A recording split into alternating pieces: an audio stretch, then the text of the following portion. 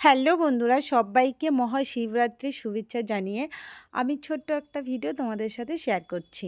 আমি কি করে শিবের মাথায় জল ঢাললাম তারই একটা ভিডিও ক্লিপ করে রেখেছি তোমাদের সাথে শেয়ার করব বলে। প্রথমত জল ঢালতে এসে দেখি অনেক বড় একটা লাইন দাঁড়িয়ে আছে। তো আমি তো প্রথমে ভেবেছিলাম বাহ, যাহ, আমার আর জল ঢালা হয়ে গেছে, আমার মনে হয় রাত্রিবেলা ঘরে ফিরতে হবে জল ঢেলে। তো যাই হোক, মাঝখানে দেখি যে আমার কাকি শাশুড়িমা লাইনে দাঁড়িয়ে আছেন, সেখানে আমি টুক করে ঢুকে পড়ি। আর আমি কিন্তু মন্দিরে পৌঁছে যাই জল ঢালার জন্য।